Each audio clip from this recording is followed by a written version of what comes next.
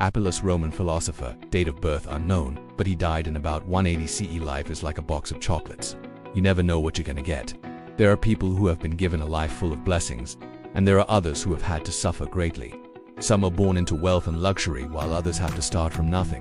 Still, most of us fall somewhere in between these extremes. So what makes one person rich and another poor? What makes one person happy and another miserable? Is it our genetics or the environment we grow up in? It's me and you're watching this channel. Join me as we explore the life of one of history's greatest philosophers, the man whose work taught the world how to be happy, Appuleius. Very little is known about Appuleius' early life. He was probably born in Carthage around the year 125, though this isn't certain. When he was young, he moved to Athens and began studying philosophy. This was common practice among wealthy Romans who wanted to be well-rounded individuals. It's not clear what school he attended, but he likely studied with several different teachers before settling on his own style of philosophy. The main subjects he focused on were rhetoric and dialectics. These subjects are still taught in many schools today. During his lifetime, Appuleius was very successful as a teacher. People traveled from all over the Roman Empire to hear him lecture. He even taught the future Emperor Marcus Aurelius. But Appuleius wasn't just an academic. He put his philosophy to use in everyday life, and he wrote several books explaining his ideas. The most famous of these is the book called Meditations, which was published in 146. This book is a collection of quotes and sayings that form the basis of Stoic philosophy. It's not a novel or a textbook. Instead, it's more like a diary that records Appuleius' thoughts and reflections on life. The main idea behind Stoicism is that we can find happiness no matter what situation we're in if we focus on the things that are up to us rather than the things that are up to us. In other words, we should unworry about the things we can't control, because it will only cause us unnecessary stress and suffering. Instead, we should focus on the things we can control, such as our own thoughts and actions. If we do this, then no matter what happens, we will be able to find peace and happiness within ourselves. The reason why this philosophy is so popular is because it works. It's been tested by thousands of people over the years, and it has never failed. No matter what situation you're in right now, whether it's good or bad, you can be happy. It's all up to you. After publishing Meditations, Appuleius continued to teach and travel throughout the Roman Empire. He eventually settled in Rome, where he spent the last years of his life. We don't know much about these later years, but it seems that he was well respected by both common people and members of the imperial court. He may have held a government position under Antoninus Pius or Marcus Aurelius, but this is not certain. What is certain is that he died around the year 180, probably in Rome. At first glance, Appuleius might seem like a boring subject. After all, he's just a guy who talks about philosophy. But if you look closer, you'll see that he was a fascinating individual who lived an exciting life.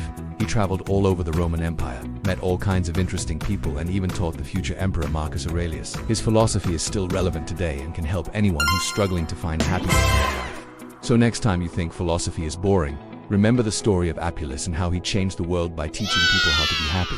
As mentioned earlier, Appuleius was born in North Africa in a city called Carthage. Back in those days, Carthage was a big city with lots of people from all over the Mediterranean. It was a bustling hub of trade and culture.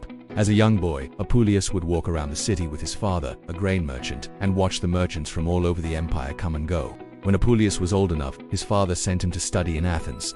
Athens was the center of Greek culture and learning, and his father thought it would be a great place for his son to get an education. However, when Appuleius arrived in Athens, he soon realized that it was not what he expected. The city was dirty and overcrowded, and there was poverty everywhere. He also found that the Greeks didn't like the Romans very much, and often made fun of them. Despite these difficulties, Appuleius still had a good education and learned a lot from his teachers. He eventually returned home to Carthage, where he began teaching philosophy. Appuleius was a natural teacher and quickly gained a reputation for being one of the best in the empire. People from all over the Roman world came to Carthage just to listen to him talk about philosophy. This made Appuleius very happy because he loved sharing his knowledge with others. He was also very lucky because this meant he never had to worry about money again. His students paid him very well for his services. In addition to teaching, Appuleius also wrote a lot. He published several books on philosophy, but his most famous work is called The Art of Happiness.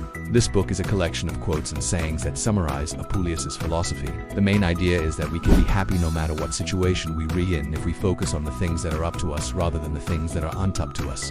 In other words, we shouldn't worry about the things we can't control because it will only cause us unnecessary stress and suffering. Instead, we should focus on the things we can control, such as our own thoughts and actions. If we do this, then no matter what happens, we will be able to find peace and happiness within ourselves. While Appuleius was successful as a teacher and writer, he was also very humble.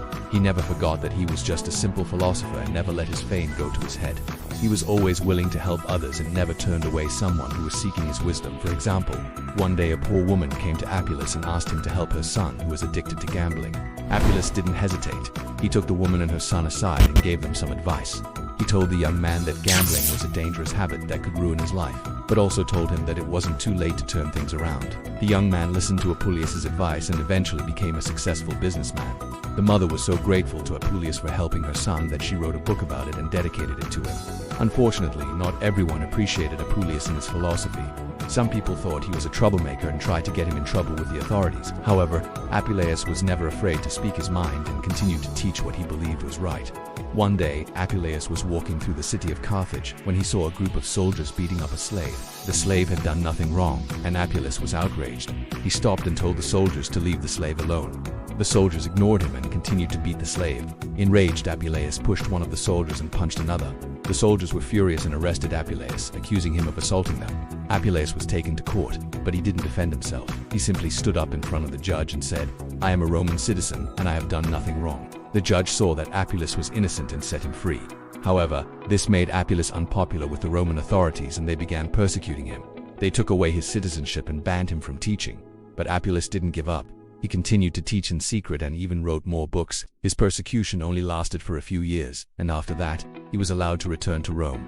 However, Appuleius had lost everything during his persecution, including his money, his house, and his friends. He was now a poor, homeless beggar. But despite this, Appuleius was still happy. He continued to teach and write until he died around the year 180.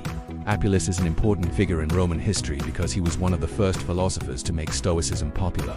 Stoicism is a type of philosophy that teaches people to be calm and rational in all situations. Appuleius believed that we should not let our emotions control us, but instead, we should be in control of our emotions.